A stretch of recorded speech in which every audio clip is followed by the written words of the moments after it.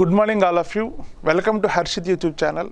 ఈరోజు చెప్తున్న ఈ టాపిక్లో మనకి కొత్తగా నియామకాలు, భారతదేశంలో లేటెస్ట్ అపాయింట్మెంట్స్ ఎక్కడెక్కడ జరిగాయి, ఎవరు నియమించారు అన్నది ఎగ్జామ్లో క్వశ్చన్స్ అడుగుతారండి. ఓకేనా? సెంట్రల్ ఆర్ స్టేట్ గవర్నమెంట్ ఎగ్జామ్స్లో కన్ఫామ్గా ఈ టాపిక్ నుంచి మన క్వశ్చన్ అనేది ఎక్స్పెక్ట్ చేయొచ్చు.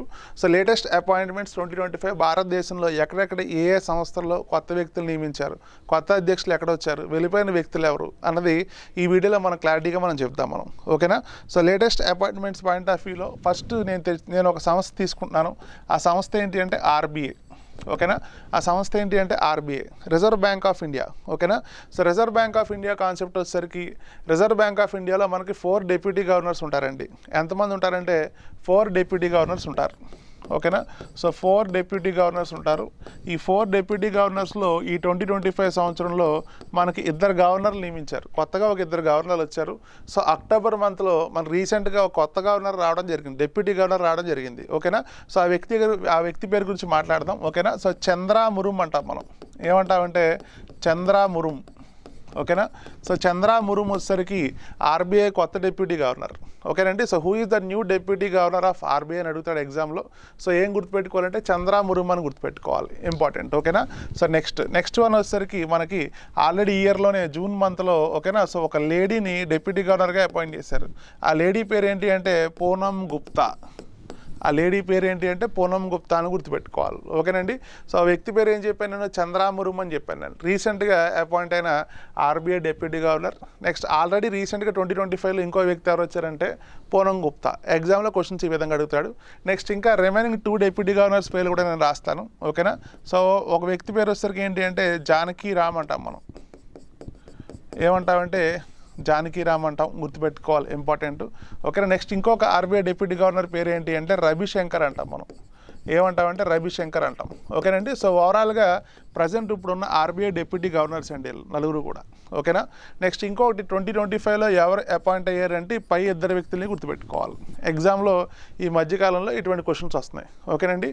సో న్యూలీ అపాయింటెడ్ గవర్నర్స్ ఎవరు అంటే చంద్రా మురుమ్, పూనం గుప్తా. ఆల్రెడీ ఉన్న డిప్యూటీ గవర్నర్స్ ఎవరు అంటే జానకి రామ్ అని చెప్తాం. ఇంకో పేరు వచ్చేసరికి ఏంటి అంటే రవిశంకర్ అని చెప్తాం మనం. ఓకేనా? సో చాలా ఇంపార్టెంట్. నెక్స్ట్ ఆర్బీఐకి కొత్త గవర్నర్ ఎవరు అంటే సంజయ్ మల్హోత్రా అంటాం మనం. ఓకేనండి? సో సంజయ్ మల్హోత్రా చాలా ఇంపార్టెంట్. ఆర్బీఐ గవర్నర్ ఎవరు అంటే సంజయ్ మల్హోత్రా. ఓకేనండి? So 26th governor. ఎన్నో గవర్నర్ అంటే 26th governor. 26th governor of RBI అంటాం మనం. ఓకేనా? సో ఎగ్జామ్ పాయింట్ ఆఫ్ వ్యూలో మనకి క్వశ్చన్స్ ఈ విధంగా వచ్చే అవకాశం ఉంది. సో ఆర్బీఐలో జరిగిన అపాయింట్మెంట్స్ కోసం చెప్తాను నేను. ఓకేనా? సో నెక్స్ట్ ఇంకా మనం తీసుకుంటే ఇక్కడ సుప్రీంకోర్టు తీసుకోవాలి. ఓకేనండి? సో సుప్రీంకోర్టు తీసుకుంటే రీసెంట్గా ఒక 2 days బ్యాక్ వచ్చిన న్యూస్. ఓకేనా? సుప్రీంకోర్టుకి 53వ ప్రధాన న్యాయమూర్తి రాబోతున్నాడు. 53rd చీఫ్ జస్టిస్ అంటాం మనం. ఓకేనా? సో 53వ ప్రధాన న్యాయమూర్తి రాబోతున్నాడు సుప్రీంకోర్టుకి. ఓకేనా? ఆల్రెడీ ప్రజెంట్ ఉన్న వ్యక్తి ఎవరంటే రామకృష్ణ గవాయి అని చెప్తాం మనం. అతను 52వ వ్యక్తి. ఓకేనా? ఈ నెలలోనే 24న అతను రిటైర్మెంట్ అవుతున్నారు. సో అతని స్థానంలో కొత్త వ్యక్తి ఎవరైనా ఎగ్జామ్లో అడుగుతాడు. సో సుప్రీంకోర్టు 53వ ప్రధాన న్యాయమూర్తి రాబోతున్న వ్యక్తి ఎవరు అంటే సూర్యకాంత్ అని గుర్తుపెట్టుకోవాలి. ఓకేనా? సో ఎవరు అంటే సూర్యకాంత్. ఓకేనా? సో సూర్యకాంత్ అనే వ్యక్తి మనకి భారతదేశానికి 53rd chief justice of supreme court అని గుర్తుపెట్టుకోవాలి. చాలా చాలా ఇంపార్టెంట్. ఓకేనా? నెక్స్ట్ ఇంకొకటి, ఇతను ఏ రోజు నియమించబోతున్నారంటే November 24 అండి. 24/11/2025 ఎగ్జామ్లో ఇటువంటి క్వశ్చన్లు అడుగుతాడు. ఓకేనా? సో November 24న మనకు భారతదేశానికి కొత్త సుప్రీంకోర్టు ప్రధాన న్యాయమూర్తి రాబోతున్నారు. అతని పేరు ఏంటి అంటే సూర్యకాంత్. ఓకేనా? ఇంపార్టెంట్ అండి. నెక్స్ట్ ఇంకా 52వ ప్రధాన న్యాయమూర్తి మనకి May 24న అపాయింట్ అయ్యారండి. ఆయన పేరు ఏంటి అంటే గవాయి అంటాం మనం. చాలా చాలా ఇంపార్టెంట్. ఓకేనా? సో ప్రస్తుతానికి ప్రధాన న్యాయమూర్తి November 24 వరకు కూడా ఎవరు అంటే బిఆర్ గవాయి. November 24న వస్తున్న వ్యక్తి ఎవరంటే సూర్యకాంత్. ఓకేనండి? ఈసారి ఎగ్జామ్లో సుప్రీంకోర్టు నుంచి మనం క్వశ్చన్ ఖచ్చితంగా ఎక్స్పెక్ట్ చేయొచ్చు. ఎందుకంటే సుప్రీంకోర్టు భారతదేశంలో పెట్టి 75 years అవుతుంది. ఎన్ని సంవత్సరాలు అవుతుందంటే 75 years అవుతుంది. కాబట్టి ఖచ్చితంగా చీఫ్ జస్టిస్ ఆఫ్ సుప్రీంకోర్టు పైన క్వశ్చన్ వచ్చే అవకాశం ఉంది. సో దీనిపైన కొద్దిగా అభ్యర్థులు ఫోకస్ పెట్టాలి ఖచ్చితంగా. ఓకేనండి? సో ఫస్ట్ సంస్థ నేను ఏం చెప్పానంటే ఆర్బీఐ చెప్పాను. సెకండ్ సంస్థ ఏం చెప్పానంటే సుప్రీంకోర్టు కోసం చెప్పాను. ఓకేనా? సో నెక్స్ట్ ఇంకా మనం ఇక్కడ తీసుకుంటే ఇక్కడ అబ్జర్వ్ చేయాల్సింది ఇంకొక సంస్థ అండి. ఆర్బీఐ అయిపోయింది, సుప్రీంకోర్టు అయిపోయింది. నెక్స్ట్ ఇంకో క్రికెట్కి సంబంధించిన ఒక సంస్థ. ఓకేనా? సో ఏంటి అంటే బీసీసీఐ అంటాం మనం. ఏమంటామంటే బీసీసీఏ. ఓకేనా. So board of cricket control of India, board of cricket control of India. ఓకేనా. సో భారత్ క్రికెట్ నియంత్రణ మండలి అంటాం మనం. అంటే ఇండియా క్రికెట్కి సంబంధించి head of the Indian cricket organisation ఏంటి అంటే బీసీసీఏ అంటాం మనం. ఓకేనా. నెక్స్ట్ అబ్జర్వ్ చేస్తే ఈ బీసీసీఏకి కొత్త చైర్మన్ వచ్చారు, కొత్త చైర్మన్. ఓకేనండి. ఎగ్జామ్లో అడుగుతాడు ఏంటి అంటే మిథున్ మన్హాస్ అంటాం మనం. ఏమంటామంటే మిథున్ మన్హాస్. ఓకేనా. సో బీసీసీఏ కొత్త చైర్మన్ ఎవరు అంటే మిథున్ మన్హాస్ అంటాం. చాలా చాలా ఇంపార్టెంట్. ఒక 1 month బ్యాక్ ఇతని అపాయింట్మెంట్ జరిగింది. అయితే ఇతను ఎవరి స్థానంలో వచ్చారంటే రోజర్ బిన్నీ అండి. ఓకేనా. ఎవరు అంటే రోజర్ బిన్నీ. ఓకేనా. సో రోజర్ బిన్నీ రీసెంట్గా రిటైర్ అయ్యారు బీసీసీఐ చైర్మన్గా. సో బీసీసీఐకి కొత్త అధ్యక్షులు ఎవరు అంటే మిథున్ మన్హాస్. ఓకేనండి. సో ఎగ్జామ్ పాయింట్ ఆఫ్ వ్యూలో క్వశ్చన్స్ ఇలా అడుగుతాడు. ఓకేనా. ఐసీసీ తీసుకోండి. ఐసీసీ కొత్త చైర్మన్ ఎవరు అంటే జై షా అని చెప్తాం మనం. అతను కూడా కొత్తగా 2025లో కొత్తగా వచ్చిన వ్యక్తి. ఓకేనా. సో బీసీసీఐ కొత్త చైర్మన్ పేరు ఏంటి అంటే మిథున్ మన్హాస్. చాలా చాలా ఇంపార్టెంట్. ఓకేనండి. సో 3 సంస్థలు చెప్పాను నేను. ఫస్ట్ వన్ వచ్చేసరికి ఏంటి అంటే ఆర్బీఐ, సెకండ్ వన్ ఏంటి అంటే సుప్రీంకోర్టు, థర్డ్ వన్ వచ్చేసరికి ఏంటి అంటే బీసీసీఐ. ఓకేనా. సో నెక్స్ట్ వన్ తీసుకుంటే మనకి ఇక్కడ 16th ఫైనాన్స్ కమిషన్, 16వ ఆర్థిక సంఘం. ఓకేనా. సో 16వ ఆర్థిక సంఘం 16th ఫైనాన్స్ కమిషన్. ఓకేనా. సో భారతదేశంలో ప్రజెంట్ నడుస్తున్న ఫైనాన్స్ కమిషన్ ఎన్నోది అంటే 15 అండి, 15వ ఆర్థిక సంఘం. నేను నెక్స్ట్ రాబోతున్న ఆర్థిక సంఘం కోసం మాట్లాడతాను, 16వ ఆర్థిక సంఘం కోసం మాట్లాడతాను. ఓకేనా. ఈ 16వ ఆర్థిక సంఘం మనకి ఎప్పుడు వస్తుందంటే 2026 అండి. 2026 April 1st వస్తుంది. 2026 April 1st రాబోతుంది. ఓకేనా. సో April 1st అని మనం ఎందుకు మెన్షన్ చేస్తున్నామంటే మనకి ఇండియాలో ఫైనాన్షియల్ ఇయర్ అని చెప్తాం మనం. ఏమంటామంటే ఫైనాన్షియల్ ఇయర్ భారతదేశానికి ఆర్థిక సంవత్సరంగా మనం ప్రకటించుకుంటాం. ఓకేనా. సో 16వ ఆర్థిక సంఘం చైర్మన్ ఎవరు అంటే ఇక్కడ అరవింద్. ఓకేనా. అరవింద్ పనగారియా.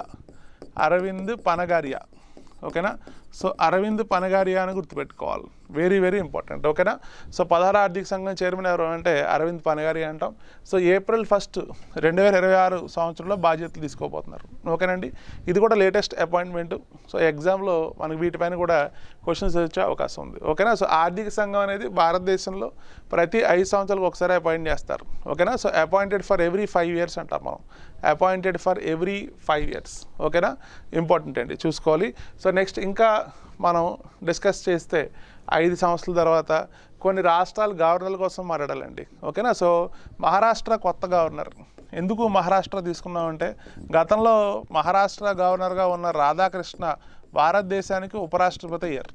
భారతదేశానికి ఏమయ్యారంటే ఉపరాష్ట్రపతి అయ్యారు. ఓకేనా. సో మహారాష్ట్ర కొత్త గవర్నర్ ఎవరు అంటే ఆచార్య. ఓకేనా. సో ఆచార్య దేవరాట్. ఓకేనా. సో ఎవరు అంటే ఆచార్య దేవరాట్ అని గుర్తుపెట్టుకోవాలి, చాలా ఇంపార్టెంట్. ఓకేనా. సో ప్రజెంట్ మహారాష్ట్రకి యాక్టింగ్ గవర్నర్ అని చెప్తాం మనం. ఓకేనా. ఎందుకంటే ఆయన గుజరాత్ గవర్నర్గా పనిచేస్తున్నారు. ఎవరు అంటే ఆచార్య దేవరాట్. ఓకేనా. సో గుజరాత్ గవర్నర్గా పనిచేస్తున్న వ్యక్తిని అడిషనల్ ఛార్జ్గా ఇచ్చారు. ఏ రాష్ట్రానికి ఇచ్చారంటే మహారాష్ట్రకి ఇచ్చారు. ఓకేనా. సో ఎగ్జామ్ పాయింట్ ఆఫ్ వ్యూలో క్వశ్చన్స్ ఇలా అడుగుతారండి. సో బాగా ఇంపార్టెంట్ గవర్నర్స్ 2025లో వాళ్ళ పేర్లు మాత్రం నేను తీసుకోవడం జరిగింది. ఓకేనా. సో చాలా ఇంపార్టెంట్, చూసుకోవాలి. నెక్స్ట్ ఇంకా మహారాష్ట్ర తర్వాత మనం గుర్తుపెట్టుకోవాల్సిన రాష్ట్రం వచ్చేసరికి ఒడిస్సా అండి. ఓకేనా. ఒడిస్సా ఎందుకంటే ఒడిస్సా రాష్ట్రానికి మన ఆంధ్రప్రదేశ్ రాష్ట్రానికి చెందిన వ్యక్తిని గవర్నర్గా నియమించారు. ఆ వ్యక్తి ఎవరంటే హరిబాబు, ఖమ్మంపాటి హరిబాబు అంటాం మనం. ఓకేనా. సో ఖమ్మంపాటి హరిబాబు ఏ రాష్ట్రానికి గవర్నర్గా అపాయింట్ చేశారంటే ఒడిస్సా స్టేట్కి గవర్నర్గా అపాయింట్ చేశారు. So very very important. ఓకేనా. సో ఇతని పేరు కూడా గుర్తుపెట్టుకోవాలి, ఇంపార్టెంట్. నెక్స్ట్ రీసెంట్గా 1 month బ్యాక్ గోవా రాష్ట్రం అండి. ఏ రాష్ట్రం అంటే గోవా. ఓకేనా. సో గోవా రాష్ట్రానికి కొత్తగా మన తెలుగు గవర్నర్, ఇతను కూడా టీడీపీలో పనిచేసిన వ్యక్తి, గతంలో సివిల్ ఏవియేషన్ మంత్రిగా పనిచేశారు. సో అతని పేరు ఏంటంటే అశోక్ గజపతిరాజు. ఓకేనా. సో అశోక్ గజపతిరాజు అంటాం మనం, చాలా చాలా ఇంపార్టెంట్. ఓకేనా. సో గోవా రాష్ట్రానికి కొత్త గవర్నర్ ఎవరు అంటే మళ్ళీ మన తెలుగు రాష్ట్రానికి చెందిన వ్యక్తి, అతని పేరు ఏంటి అంటే అశోక్ గజపతిరాజు అంటాం మనం. ఓకేనా. సో ఎగ్జామ్లో అడుగుతాడు. నెక్స్ట్ ఇంకా ఇంకొక రాష్ట్రం తీసుకోవాలండి. ఏ రాష్ట్రం అంటే హర్యానా. ఓకేనా. సో హర్యానా. ఓకేనా. సో హర్యానా రాష్ట్రానికి కొత్త గవర్నర్ పేరు ఏంటి అంటే Asim Kumar Ghosh.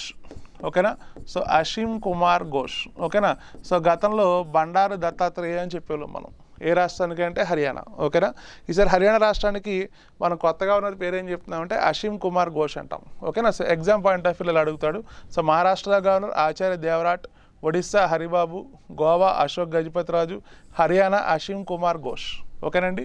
So governors concept చాలా చాలా ఇంపార్టెంట్. నెక్స్ట్ ఇంకా బీహార్ రాష్ట్రం అండి. ఇంకొక రాష్ట్రం ఏంటి అంటే బీహార్ రాష్ట్రానికి కొత్త గవర్నర్ ఎవరు అంటే అరీఫ్ మొహమ్మద్ ఖాన్.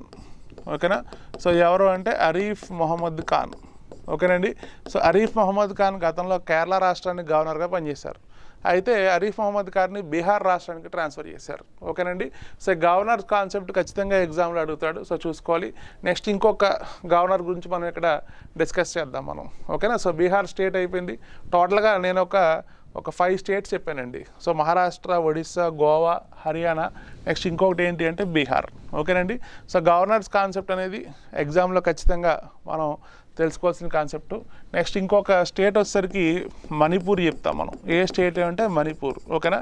సో మణిపూర్ స్టేట్ గవర్నర్గా ఎవరిని పెట్టారంటే అజయ్ కుమార్ అంటాం మనం. ఓకేనా. అజయ్ కుమార్ భల్లా అంటాం. ఎందుకు మనం మణిపూర్ గురించి డిస్కస్ చేస్తున్నామంటే మణిపూర్ స్టేట్లో ప్రెసిడెంట్ రూల్ ఉందండి. ఏముంది అంటే ప్రెసిడెంట్ రూల్ ఉంది. ఓకేనా.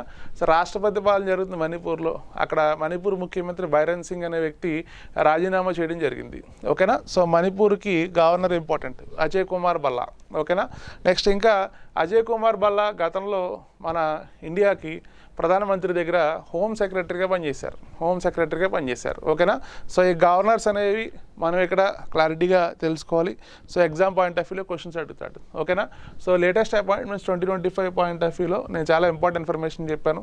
ఫస్ట్ వన్ వచ్చేసరికి ఆర్బీఐలో కొత్తగా 2 గవర్నర్లు, సుప్రీంకోర్టుకి నెక్స్ట్ రాబోతున్న ప్రధాన న్యాయమూర్తి ఇంపార్టెంట్. నెక్స్ట్ ఇంకా బీసీసీఐ కొత్త అధ్యక్షుడు ఇంపార్టెంట్. 16 ఆర్థిక సంఘం. నెక్స్ట్ ఒక 6 రాష్ట్రాలు గవర్నర్లు చెప్పాం. మహారాష్ట్ర, ఒడిస్సా, గోవా, హర్యానా, బీహార్, నెక్స్ట్ మణిపూర్. ఓకేనండి. సో ఎగ్జామ్స్లో మ్యాచ్ ద ఫాలోయింగ్ క్వశ్చన్స్ మనం ఎక్స్పెక్ట్ చేయాలి అపాయింట్మెంట్స్ కాన్సెప్ట్లో. ఓకేనా. సో మళ్ళీ మనం నెక్స్ట్ వీడియోలో మనం ఇంకొక టాపిక్ మనం తీసుకుని మనం చెప్దాం మనం. Thank you.